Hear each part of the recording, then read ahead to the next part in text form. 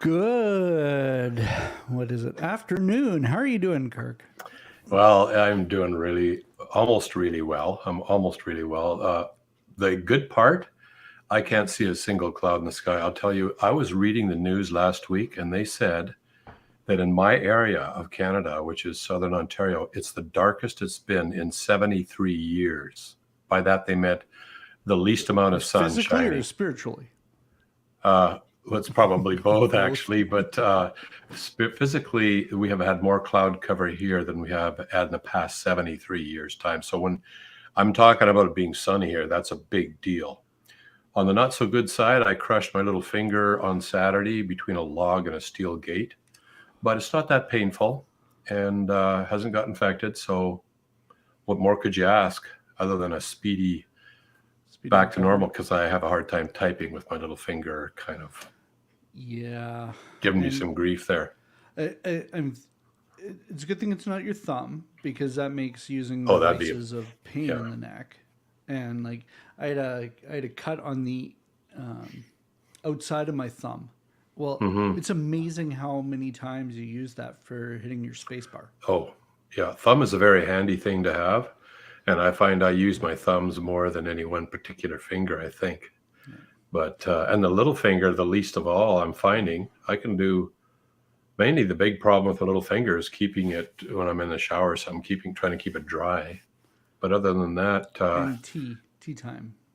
yes, I can hold my finger up, but I hold this one up instead. Otherwise, people might get their appetite lost. Okay.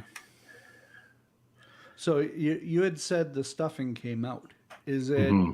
Did you find it all, or is it still in your glove? You know, I keep forgetting. I should check the glove to whatever is, but definitely, yeah. I didn't mean to gross out the audience too Yeah, much, but those gloves might be.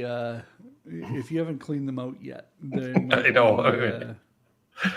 Yeah, no, there was definitely a high pressure explosion going on in the little finger part of the glove, and there were interesting, uh, anatomically speaking, interesting uh, scenes about on the end of my finger here with still other things sticking out. I don't know what all that is. I just call it stuffing, but there's obviously some serious nerve endings in there As a because I couldn't scientist, even. that's a medical term, right? Stuffing. Yeah, stuffing. Yeah, everybody understands that. All right. Well, yeah. Before we start up, don't forget, hit the like button, subscribe, and if you hit that little bell thing, it'll tell you when we're going to go live again. Next week we're off. I'm off to beautiful. What's the word down there? Bellingham area, place called Cedar Springs, Washington.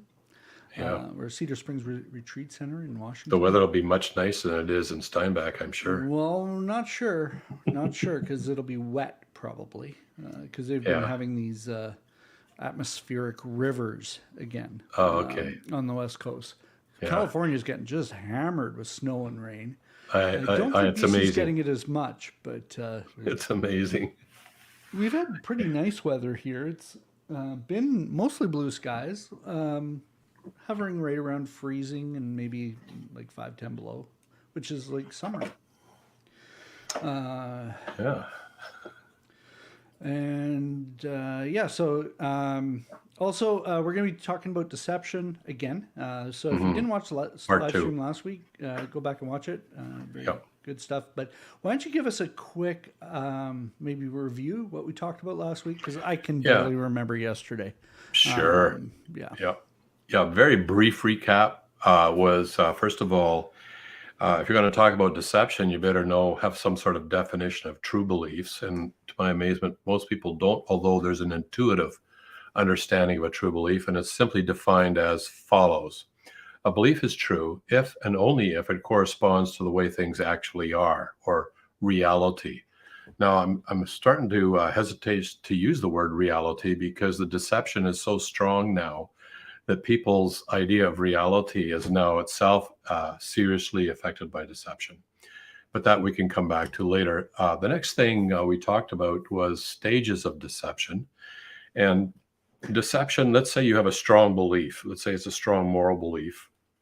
But it could be a strong belief about anything, even which hockey team is the best or which football team. Okay, so you start off with a strong belief, but then the first stage often includes something you'd call desensitization. You begin to become aware that there's a lot of other people have other beliefs about other football teams or about disagree with you on moral principles.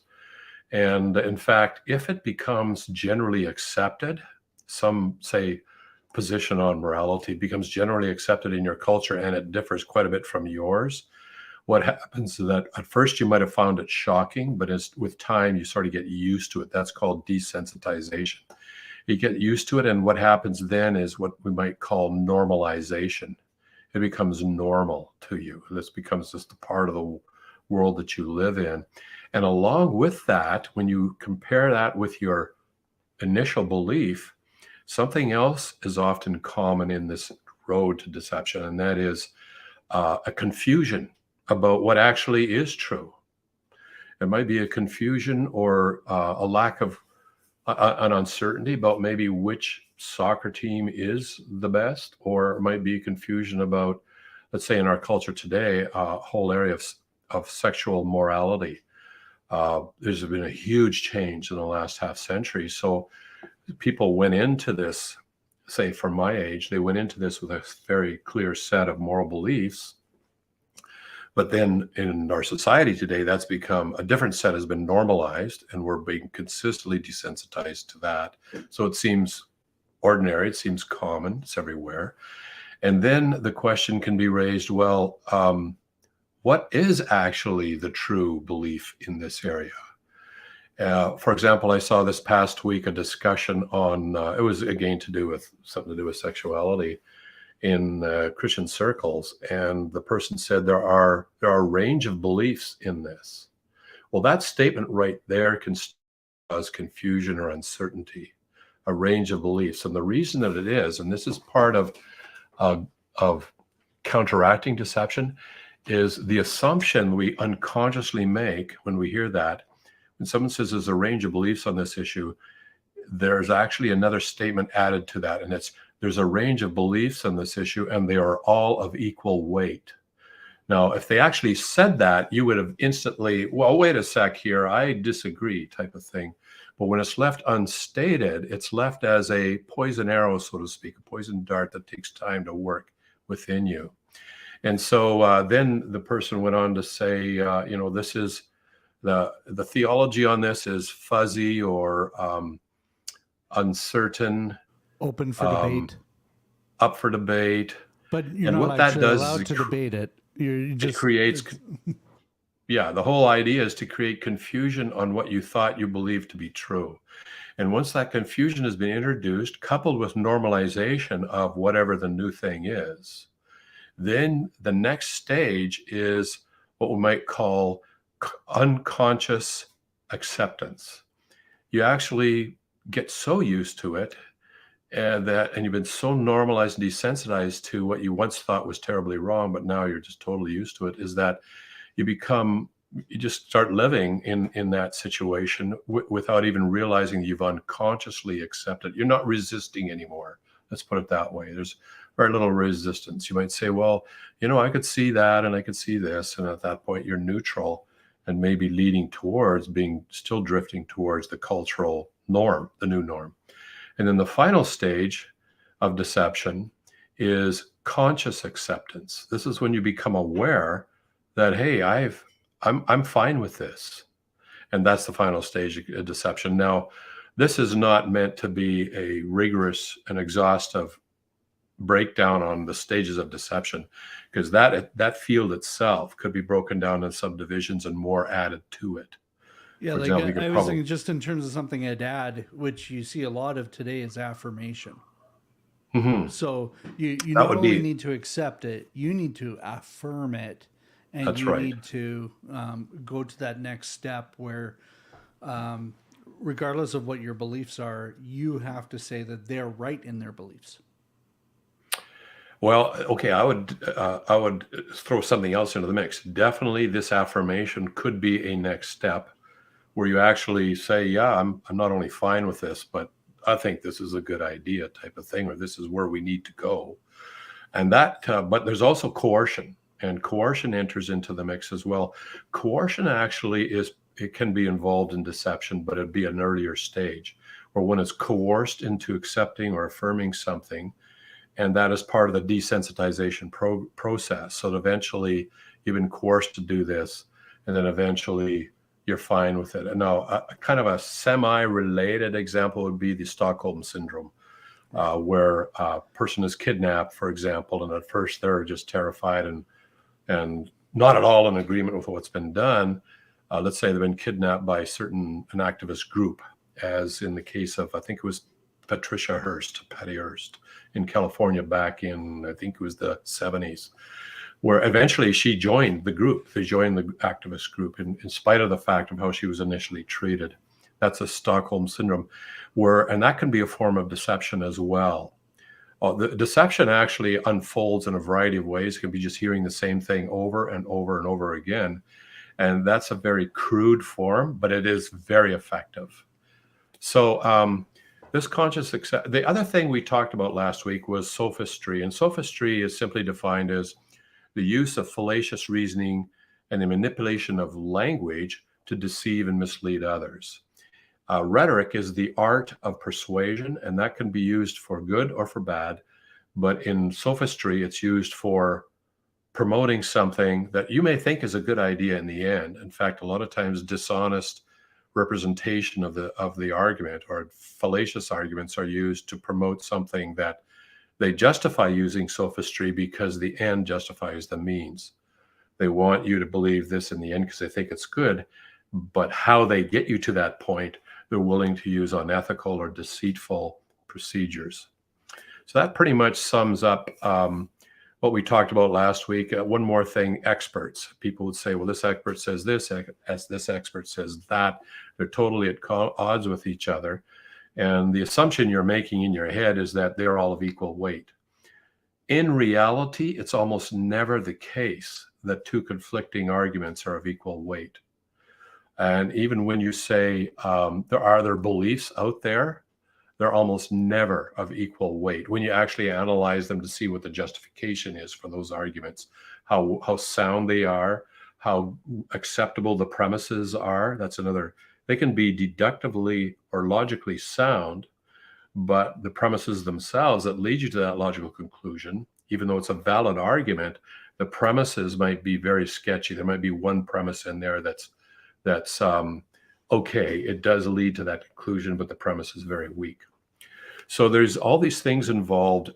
When somebody today tells me this is what this expert over here says such and such, or these papers show this and that, it means absolutely nothing nowadays because of the problem of what we call irreproducibility in science and psychology and so forth. There is a host of papers out there that you can use to argue opposite positions, but more often the position that culture is embracing, because there is the coercive effect of culture on even academic research and whether you'll get funding or not, or whether you get tenure or not. So if you come up with if your position say a university is something that the university regards as culturally unacceptable, and by their view, by their definition of what's culturally unacceptable, you are very likely not to get tenure or even have your contract renewed at the end of your term if you're just, say, an assistant professor hired for a period of time. So this pretty much, I think, sums up what we covered last week, Sheldon. All right. So one thing that came to mind as you were talking about the different stages of deception is slippery slope fallacy. Mm-hmm. But can you explain the slippery slope fallacy? And then what's the difference between the slippery slope fallacy and what is actually in reality a real slippery slope? Yeah, and it's very important to distinguish between the two. So a slippery slope is the idea that if we accept, let's say, proposition A, then you're now in a position to accept something a little more further down in that direction, let's say A prime. But once you accept that, then you've opened the door to, you're now closer to accepting, say, proposition B. and then B prime, and so on and so forth. So it leads to the acceptance of other things that initially you would not have accepted. And an example right now here in Canada would be, we introduced by law what's called medical assistance in death. It's called MAID for short, where terminally ill people could have medical assistance in ending their life. But now and then they said, well, this could lead to a slippery slope. Who knows what's going to happen down the road, and everybody poo-pooed that. In just a few years, we are now at a stage where we're now talking, the federal government is talking about medical assistance for the death of, let's say, people who are born genetically impaired, or people who suffer chronic depression, no matter what age they are. So already there were things, and people are getting concerned about this, but our parliamentarians are actually drafting a law to open this up, although my understanding, they put this on temporary hold because there's so many people getting concerned. But there's an example of a real life slippery slope. So the slippery slope fallacy is that if we allow such and such, it'll always lead to a cascade of events in the direction that we moved when we accepted the first premise. And that's the fallacy, because it doesn't always lead to that, because there may be other checks and balances that are in place that, yes, that's a good idea, but it's certainly not going to lead us to such and such. Like, say, for example, somebody says, if I jump off the front porch step, it's a shortcut to get to the ground, it'll be faster. And it's only, let's say, a half-meter drop. Well, a slippery slope fallacy would be, say, well, wait a sec. We start teaching our kids to take a half-meter jump down the slope. Next thing you know, they might be taking, jumping off the roof of the house or off the roof of apartment buildings. Well, no, there is other things at play here, and that's the innate ability for a human being to learn how much of a jump you can take, and you do that by starting small. So there are limits. So, there that use it. Normally I'd agree with you, but I've been on Twitter and I've been on YouTube, and I've seen what happens when you allow people to take a small jump. Yeah. I saw something really amazing. Very impressive. This guy jumped off of, and he didn't have a parachute. We're not talking base jumping here. Or bungee jumping. We're talking jumping with nothing at the bottom, and not even a mat. Oh, you're going all robotic on me here, Kirk. Did I lose you?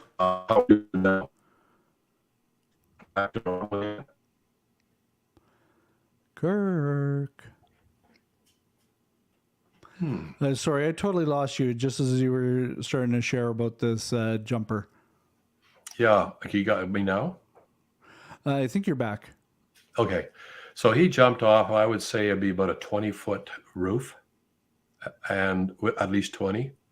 I thought it might even be closer to 30, but it was kind of hard to tell, but it was 20 at least. Jumped backwards, and he landed on his feet backwards, but falling over so that his feet hit first, then his bum, then his back, and he rolled this way. That takes skill. That so there's an example. Like an army training type deal. It was very good. I was impressed. How to fall. In fact, they teach you that in judo. That's one of the important things, is how to fall. That should be what we should be teaching our kids. Yeah. Tips on how to fall, especially if you're walking on ice. Instead of how to prevent falling. Yeah, because you're not going to always prevent it. Yeah, so right, well, let's get it. That's a slippery slope fallacy. So today, what should we talk about today? Well, today there's a couple of things. Number one is, how do you know if you're being deceived, and what are the primary methods by which you can be deceived? And so let's start off with how do you know if you're being deceived? The short answer is you probably don't. In fact, you should assume that every day, all the time, deception is the default state. You're constantly being, in our culture today. Now, if you lived out in the wilderness somewhere where there's nobody, no social media, nobody talking to you, then I could see you would be less likely to be deceived, providing your sensory organs are working properly. But how do you know? So with all the influence we're getting from politicians, from the media, from social media, you can pretty much assume we are being deceived all the time, every day, everywhere. Then if you add to that something Jesus said, he talked about the prince of this world, the prince of this world as a very real being. And we're talking straight from the lips of Jesus here. So if you're going to take Jesus as a credible source of information, I realize not everybody does, but if you do, he was talking about the prince of this world as a very real being, and he described him as, and I quote, the father of lies. So if you add that to the mix, we have a serious deception problem going on in this world. We're not only be passively deceived, we're being actively deceived by other people who have an agenda, and ultimately we're being actively deceived by the father of lies. And he's described as the prince of this world. Two things to note there: that he has a certain amount of power over all the governments of this world. And secondly, as the father of lies, is he is the master of deception. He has the ability to deceive that would make any human being probably look like a kid by comparison. You know, a kid tells lies and has to cover them up and invent new lies and whatever, and it gets pretty almost humorous if you're an adult listening to this. For example, one day I my living room when I have 6 kids. They've all grown up, married now, but the kids were playing upstairs, and all of a sudden I heard a massive crash, and I yelled up, "What was that?" And the kid said, "Nothing." Well, there's an example of a juvenile attempt at deception. It's just laughably obvious. But when we're talking about the father of lies here, we're talking about a being that is has an enormous amount of power in this world over the governments themselves. It's not the ultimate power, of course, there is God, but we're talking about a being who has a lot of power and is the master of deception, who is the puppeteer of governments, media, individuals, the master puppeteer. So when you throw all that into the mix, you can assume we're probably deceived about almost everything. The question then becomes, is only a matter of degree. How badly are we being deceived? And how can we get back on track? And I think there is a way to get back on track, but it's not going to be me by myself that's going to get me back on track, because I'm the victim here. I'm the guy that's deceived. My very mind is being deceived. So to ask the mind to undeceive itself is a little bit naive, I think. So that's the default. How do you know if you're being deceived? Assume that you are, first of all. And secondly, assume that you're in a very poor position to know if you're being deceived. And this is where, and when they say, how can I get back on track? This is where reality is very handy. So recall a true belief. So that's our objective. We want to get back to true beliefs here about everything that we believe. So what is reality? Now, the deception has spread so thick in this world by now, ultimately, I think, by the father of lies.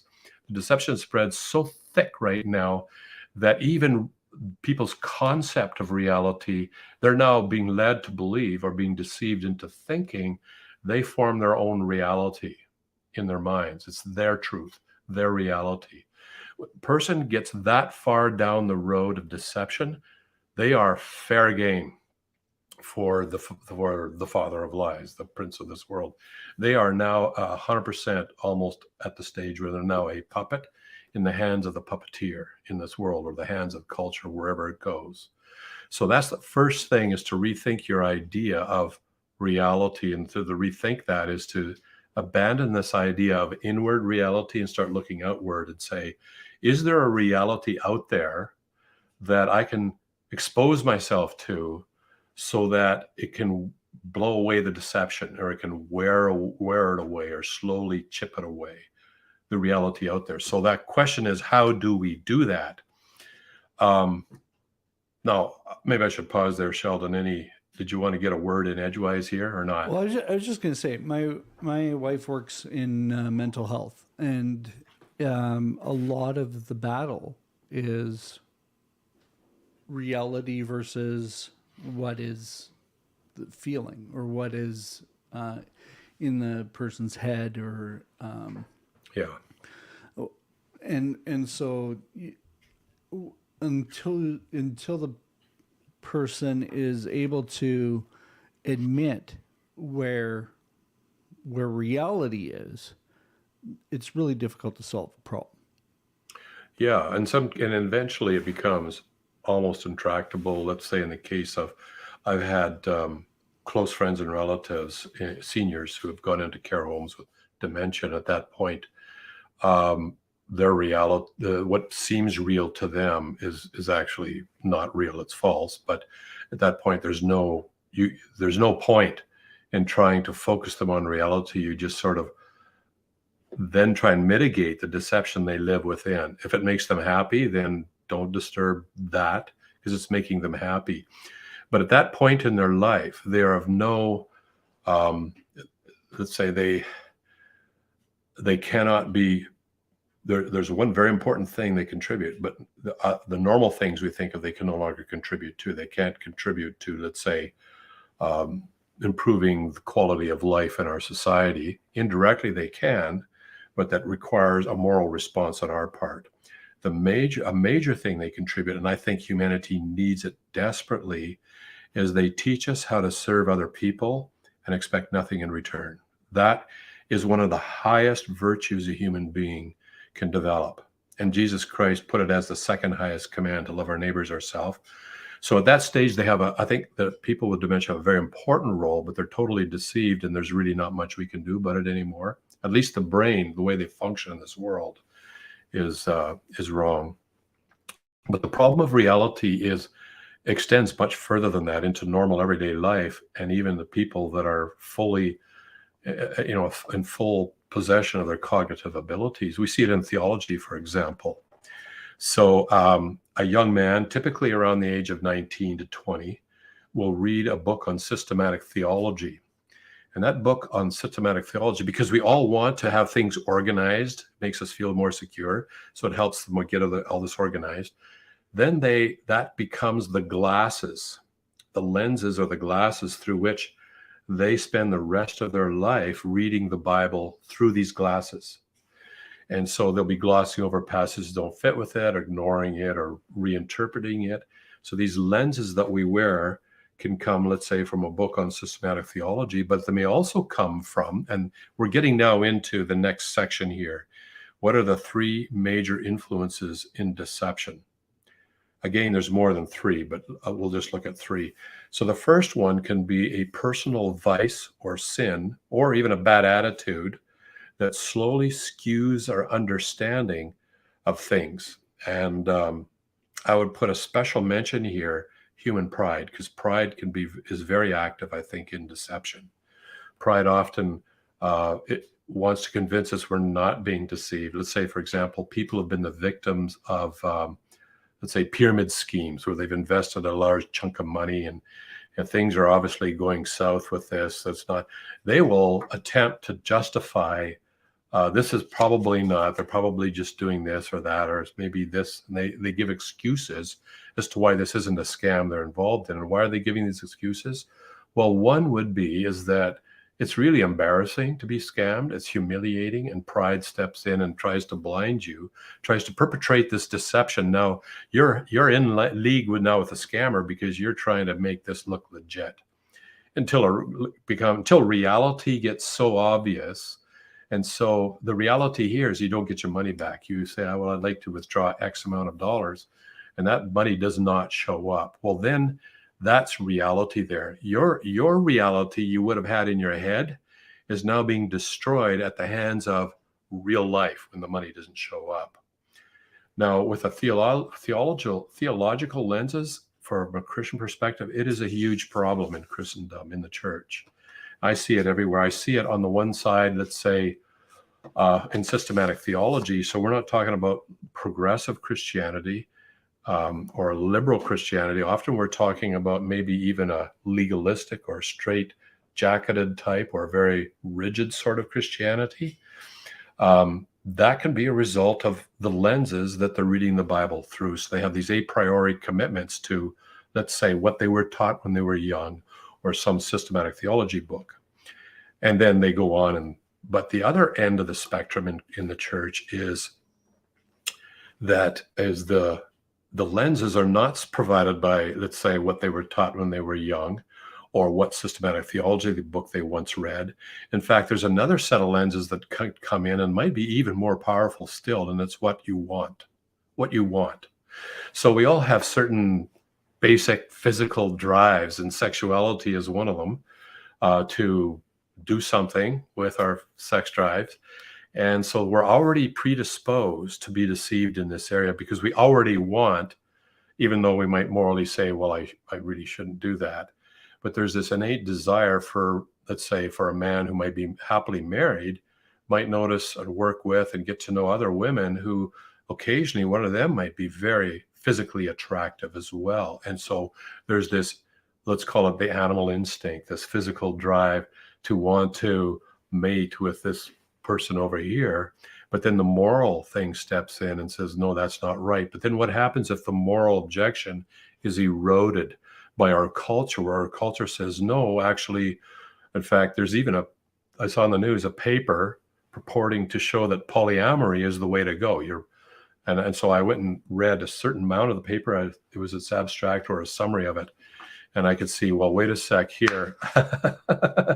No, this is an example of what you would call a really poor academic paper, where they have not looked at other factors that evolve as a result of numerous sexual activities with lots of different partners. Is what does that do to the family unit? What does that do to the children who you're trying to raise within that environment? And what is the long-term effect for culture? None of that was considered.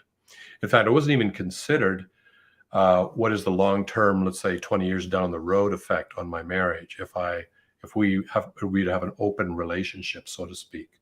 Chances are 20 years from now, that marriage will be long gone. But that's where the study obviously never went. It was just looking at the immediate returns. And that's another deceptive move. A major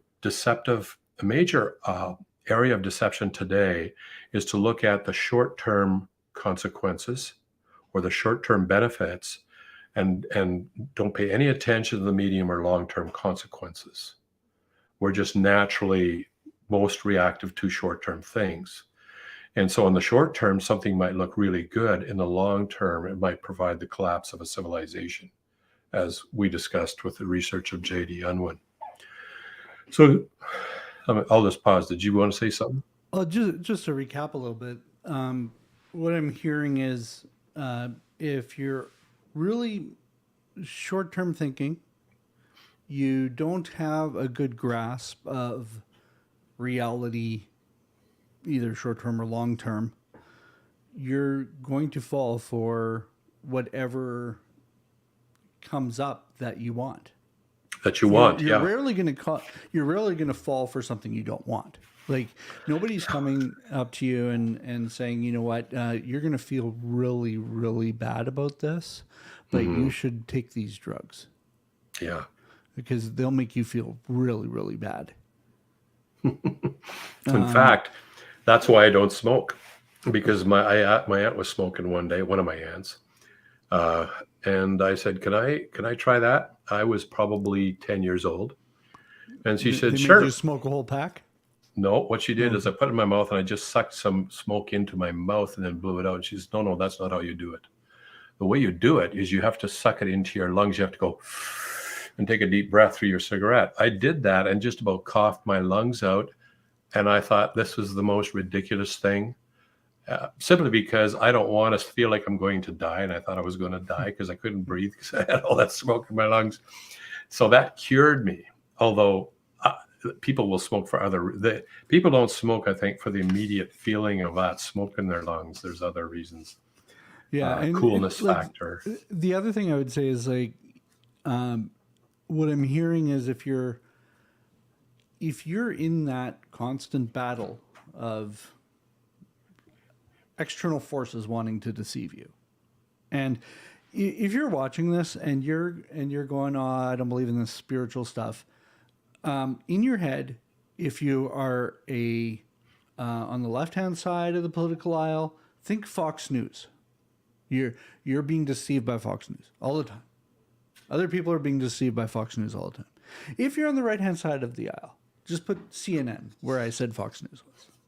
You've got people wanting to deceive you. And that's a constant battle, whether it's social media, family, it could be anything. And yeah, there is a spiritual component to it, but a lot of it is just people want to be able to get what they want, and they're going to get it through you. It's called human nature. Yes. Human nature coupled with physical drives equals disaster. But And we I need think, more. Kirk, like you use the term human nature. I know what that means. Yeah. But if you ask the regular person on the street, are humans good or bad? Oh, humans are good. Yeah, there's bad humans, but most humans are good. And I think that's one of the biggest problems we have in society today is people just don't recognize how bad we are. Yeah. Yeah. Well, that's part of deception, is that you think you are whatever it is that you think is right, you tend to use that as the standard. So if what you think is right is mobile, it's moving and changing. Your standard moves and changes, but since you're in it, so to speak, there's no change within you. You think this is still right. I used to think this, but now I think that because I'm more enlightened now. But human nature, yes, there is this, again, we are deceived into thinking that we're mere victims of our environment, that our environment, if we could just raise all the children in a really good, wholesome, wonderful environment, there would be no issues. However, having 6 kids, I know that they bring their issues into everyday life from infancy. So you will see 2 infants, you'll see, or 2 toddlers. One has a toy, the other wants it, and they hit the toddler with the toy. They have never, that never goes on between my wife and I. That has never happened between them. They would never see that in our home. Yet they thought they brought that into the home all by themselves by being toddlers, and they would take each other's stuff, and there'd be huge squabbles break out. They never saw the adults behaving that way. They behaved that way, and they would tell lies later on when they got to talk well enough, and you would say, well, who did this or that, or how did this happen? And then out comes a lie, and we never taught them to lie, and furthermore, they never witnessed lies. We lived in a rural area, so they didn't have other kids to play with and learn bad habits from. They just simply had them within themselves. So what this illustrates is something that Alexander Solzhenitsyn is famous for saying, one of his quotes, and I'll paraphrase it here, but he says it would be nice if we could just look at evil as being those people over there or that system there, and we could just get rid of that. But he says, no, the line between good and evil runs through right through every human heart. So we see, yes, we do good things, but we also do evil things. And these evil things are things we bring into the world. We bring into our environment. It's not, we're not victims of our environment. Rather, our environment is a victim of human beings. The collective moral decisions of humanity impinge on our environment and how we'll raise the next generation. So if we're making bad decisions, the environment within which we'll raise the next generation of children will be worse than the one we were raised in. And what we can then assume is that they will be at an even greater disadvantage because they'll have more to deal with because they're bringing in their own evil, theft and hitting and arguing and lying and combat and whatever. And that's just going to downward trend in the environment. So the net effect of humanity is always, I would go out on a limb here, I would say the net effect of humanity is always negative. That is on the long term. So you need some sort of external force to lift you out of that or to change the course of events, something higher and better than humanity to turn the tide. So back to the 3 major influences so that we'll have time to finish them all. The first one was a personal vice or sin. And it can happen that it slowly colors how you see things. So I've seen several cases where men would condemn adultery, cheating on their spouse. That was just terrible. That was condemnable. But then they had an affair. And to my amazement, I've known 2 or 3 cases personally where they then justified their adultery. They were the righteous person. It was their wife's fault, and so on and so forth. So what happened here is that a personal vice somehow puts a fog over their eyes of the mind, so to speak, or the moral intuitions, to now deceive them into thinking that they are actually the right ones. And a lot of times we see things called something you could call projection, and that is where a person has a problem. Let's say they're an habitual liar. They're totally oblivious to this, but what happens is they begin to see other people, especially maybe one or two individuals, they'll accuse that person of being a liar.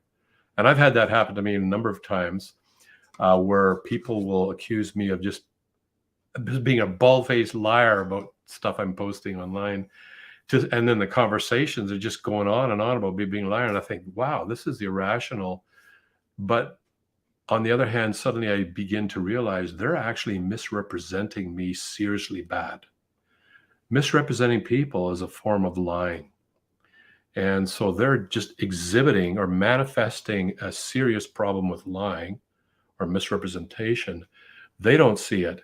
Rather, they think I have that problem. And so this is where a personal vice or bad attitude slowly skews our understanding.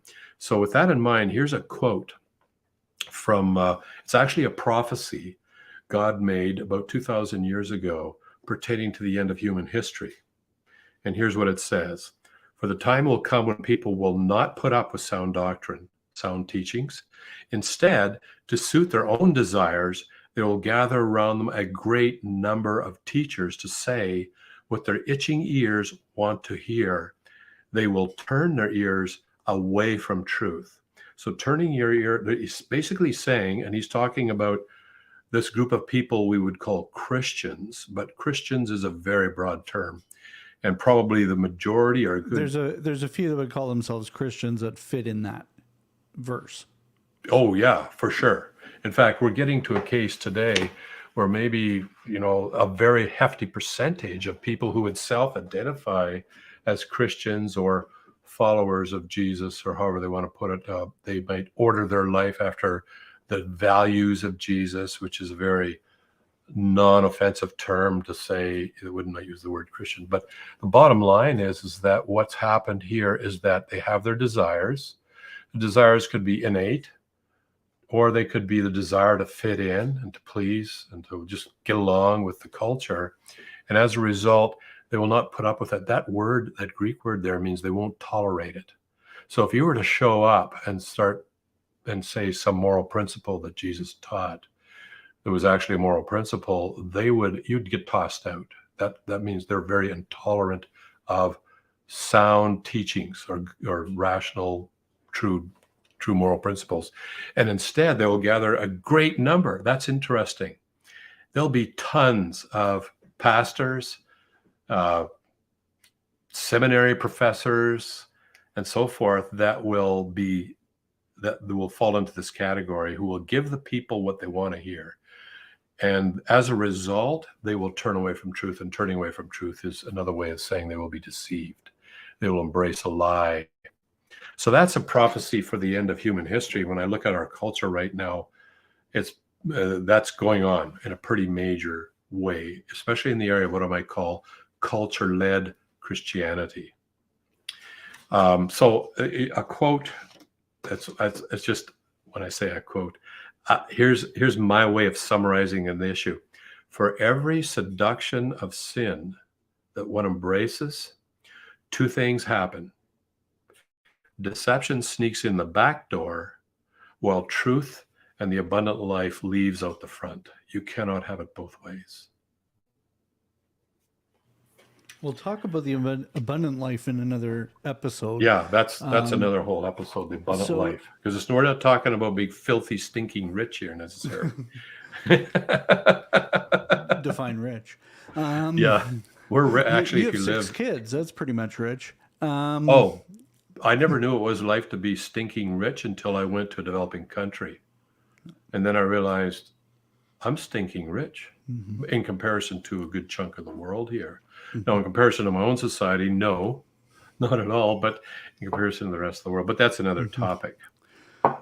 Okay, so do we have anything left on the stuff you want to get through today? We've got 15 minutes. Oh, for sure. Here, so. Yeah, I've only talked about the first major influence in deception. The second one is the persuasive power of close relationships, for good or bad. So, in my estimation, the single most powerful influence in the area of deception or for good are close relationships. They could be very close friends, close relatives, and family. And so, basically, when a person makes, let's sexuality, Losing you again, Kirk.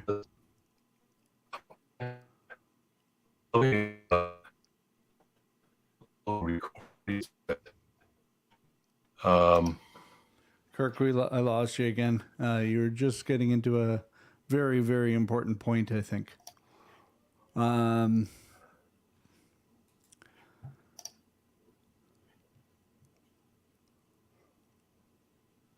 Tell me when I come back on, Sheldon. Okay, there. I think you're okay now.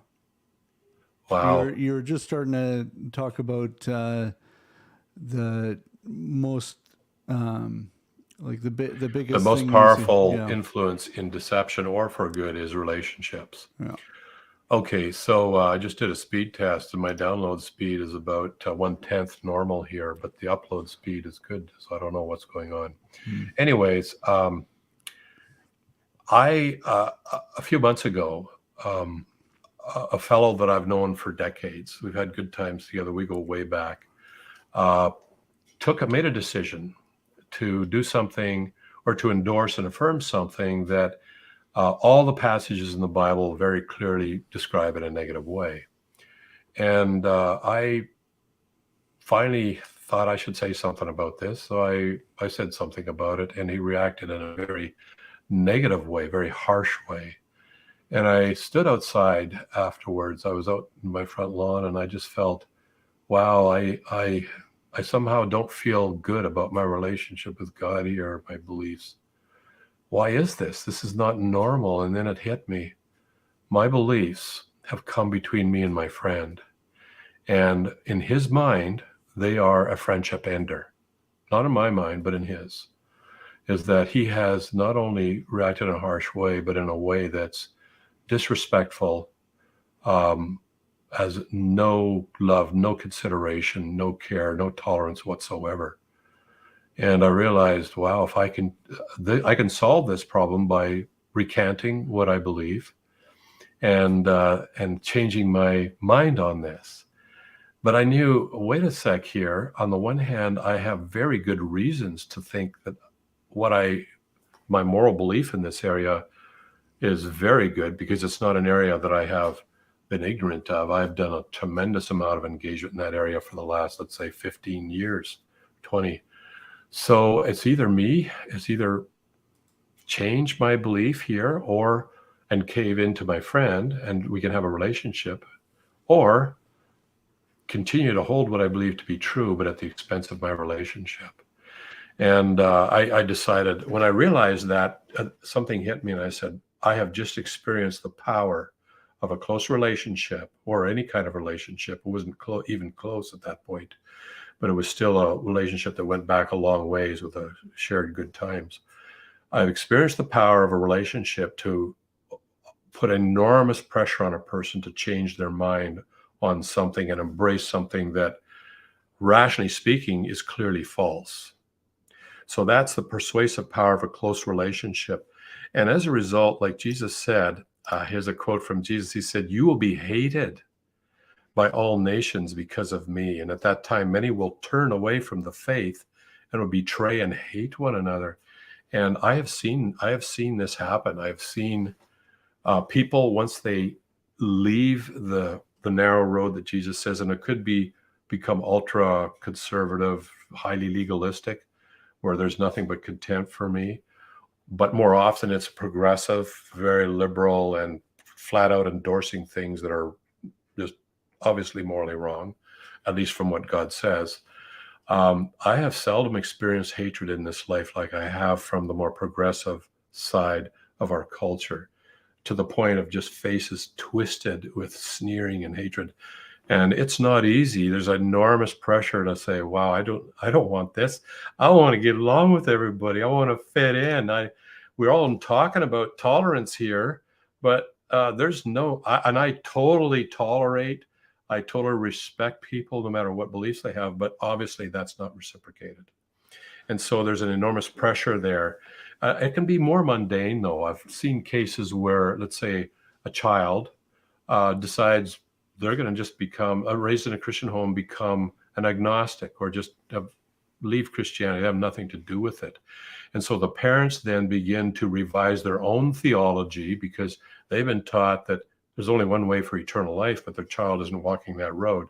So what they become is more open, more relaxed in their theology to somehow give them the perception or give them the comforting belief that their child is not in fact lost for all eternity. So a lot of times things like hell, for example, cross that off the list. Anything that inhibits our sexual expression, most of that we can cross. There's no problem with that. So things that will come between us and other people or our culture are very susceptible to be done away with simply because we want those relationships. But the last thing, and that brings me into the last major influence, is our culture itself. And that is a relentless daily influence. And it would go the same thing. It provides a desensitization to your moral beliefs of what you think is pretty clear when you read the Bible. And then the culture comes along, and it first of all influences some people who become seminarians and theologians who have embraced this cultural pair of glasses to interpret the Bible through. And so then they begin to have their influence on the more progressive aspect of Christianity. So there's desensitization there. There is maybe a certain amount of coercion, then leading to unconscious acceptance, and then eventually conscious affirmation of it, or acceptance affirmation. Now, you had talked a little bit about people hating you because of Jesus, and I think, or at least I think it needs to be made very clear, they're hating you because of your beliefs, not because you're being a jerk. No, a lot of times they don't even know who I am. Let's say I could post something online. Yeah. All they see is a few sentences here, but those sentences seem to be from a devout person who believes in God, and instantly I get your asbestos suit on because here comes the flames. Yeah. So, like, I think those of you who've been watching for a while, like, if you feel like we're being jerks or whatever, let us know, because that's like, Please do. I want people to like me, and I want to like people. I'm one of those people that I try and get along with everyone, regardless of what we believe. Now, there are a lot of Christians out there who are jerks, and people hate them because they're hard to like. Not because of what they believe, but just because of their attitude or how they behave. So if you're a Christian, it's not a stamp of approval necessarily that people hate you. Exactly. and there are people that use it as a stamp of approval. Yeah. So Westboro Baptist Church, for example, would be a poster boy for people who claim to be Christians. But when you watch them, wow, like there's not,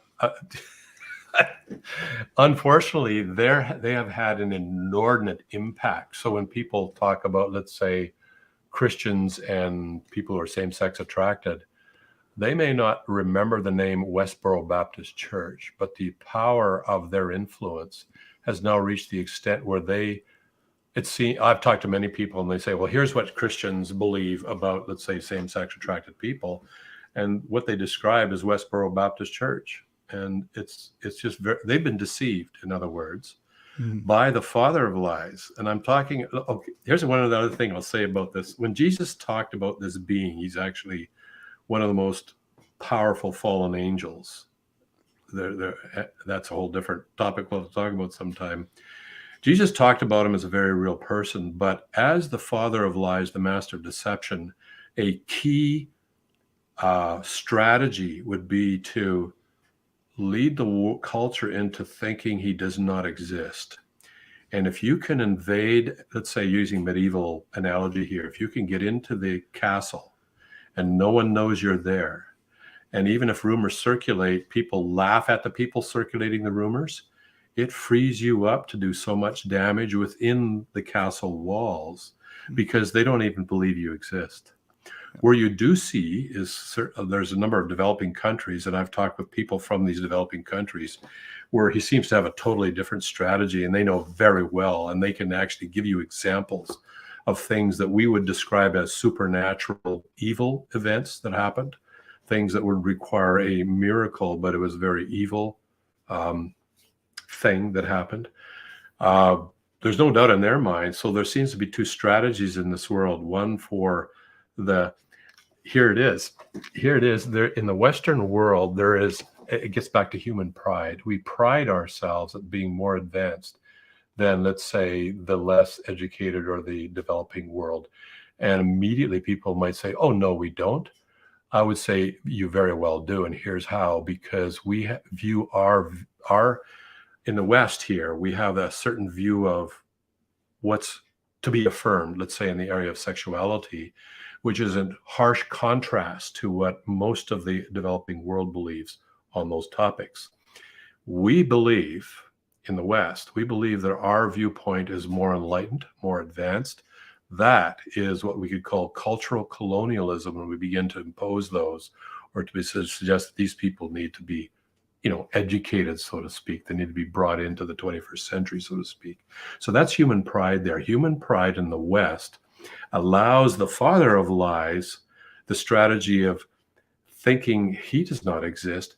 Let's put humans at the top of the pile. They worship themselves. They actually put themselves in the place of God. And from Satan's perspective, that totally fulfills his objective, which is the destruction of humanity. Where people are more in touch with spiritual reality, and I would say I have found personally, having been in various developing countries, people in developing countries are more in touch with, I think, the important things, such as real relationships. They're more in touch with thinking about life after death and the spiritual area of life, much more so than the West, the affluent West, where we could be terribly self-focused. In those places, well, they're not obviously thinking themselves. They don't take a humanistic approach there. Satan then becomes very open, and it's a very intimidating, coercive approach he takes. So I was talking with one woman from Nigeria, and in the village where she grew up, it would be just insanity to get in the local, what we call the shaman's bad books, so to speak. You wanted to stay on the good side of the local shaman, because if you didn't, seriously bad things could happen. And she recounted some of those, and those did appear to be supernatural miracles. So it was coercion and fear that reigns there. In the West, it's the deception of thinking we're the God, not no prince of the power of the air, not no father of lies. We are the ones who make the moral decisions. We make moral truth. Yeah, and that could even either come from saying, oh, we're just acting the way we've evolved, or there's no such thing as free will, therefore whatever I do, it's whatever. That's some of the factors involved, and those are beautiful doors into deception. I just want to wrap it up with saying one thing about what is the solution for, let's say, a real Christian, a follower of Christ. Number one would be to become a lifelong student of the Bible. I mean, I'm not saying you shouldn't read systematic theology books, but I'm very hesitant on encouraging that until you have enough knowledge of the Bible to know whether your reading is true or not, because there's some very different theological positions out there on basic theology. So have to become a lifelong student of the Bible, but you could be mistaken on what you understand the Bible to be saying. And so the second point would be mutual accountability. This is where, hey, I read this and such in the Bible, and it seems to say this and that. What do you think? And they would say, well, yes, but did you consider that over there and this other passage here? And I'm not sure that word, your understanding of this word is correct. If you actually go look it up in a Greek lexicon, it means such and such. That's called mutual accountability. But the third thing is, you really need that if everything you happen to read backs up your previous beliefs. Oh, yeah. Well, you see, let's say in the area of eschatology, everything I've read in eschatology, and I used to read a lot, 100% backed up a position that I actually don't hold to anymore. And what changed my mind? It was just repeated, ongoing reading of the Bible, and with setting all my things on the table. Now, that's easier said than done. I mean, you don't really set everything on the table, but at least if you have that attitude, it's a first step.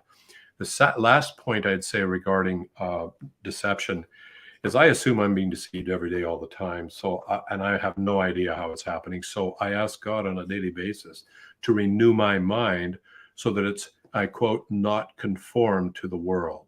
That is, the culture is hammering you into a mold. Only God can renew your mind so you actually see things as they really are. And that's the key antidote for deception. That's the opposite of deception, is to see things as they really are, to see the truth. And I can't make that happen in my life. I need divine intervention. So daily I ask God to renew my mind. All right, we got to end. We've hit the hour mark. I do want to say, I know there's also a tendency right now for people to say, this is what culture is saying, therefore I need to do the opposite. No, And no. then they fall for a totally different world of falsehood, because culture's wrong in everything. Well, not everything you read is wrong. Barely anything you read is completely true, but not everything you read is wrong. So if you're going to discount it just because it's said over here, and you're going to go over here because these guys say everything over that they're hearing is different, you're just falling for a different group of. And you're still using trying to culture as deceive. your norm. You're just saying the opposite of what culture is what I'll do. Yeah. And culture is a bad thing to be looking at to determine what's true. It's so not that's a good guidepost point. either way. No, good point, Sheldon. Culture should not be the divining thing that determines what direction and what we believe. Because it's doing this all the time. That's right. It's changing. And some of it is good, some of it's bad. And sometimes there's a problem with the pendulum swings too far in the opposite direction. So you get a bunch of legalistic people who always have to wear a suit and tie, and they always have to be, whatever. They have all these rules. Well, that is devastating as well. That's another form of deception and falling off the other side of the wagon. All right. So those of you who are watching this after we shut down here, leave your question in the chat or in the comments, or send a message through kirkderson.com. We'd love to hear from you. I think one of these days we need to go through the mailbag again and start answering some viewer submitted questions. I know my daughter really wants us to talk about angels. She's been reading through Ezekiel, and she's trying to figure out what these angels actually look like. So she's got some fun images on her phone right now. But I've seen some of those. I think that would be an interesting discussion one of these days. This is supernatural. Yeah, let's do it sometime. We are going to be changing the time. Obviously, this time during the day it works for us because it's during our work hours, but we know from feedback that it's not the best for many of you. So most people watch us at night after we're already gone, and we'd like to have more engagement and stuff. So we're going to try, not next week because I'm away, but the Tuesday after, 28th, what day, or Tuesday the 28th. We're going to try at 9:00 Eastern, doing this, and then every week after that on the Tuesday night, as long as we can. Tuesday or Wednesday? Tuesday night. That's right. Tuesday. Yeah. 9:00 Eastern Daylight Time. Whatever. I have no idea if we're in 8:00 Central Daylight Time. Yeah. So all I know is that when I left Yorkton, it was really weird seeing my clock change halfway home. Yeah. But so we'd love to see you. Don't forget to hit the like and subscribe buttons, and hit the bell to be notified when we do go live again or when a new video is posted. And send us your messages. We'd love to hear from you. Do you agree with us? Great. Hit the like button. If you don't agree with us, great. Hit the like button anyway, and let us know what you don't like. If you if we're wrong, tell us. We'd love to have that conversation with you. And yeah, thank you, Silas, for your awesome music, which we're going to listen to as we go. We'll see you later, Kirk. See you all, everybody for out now. there on the internet. Bye.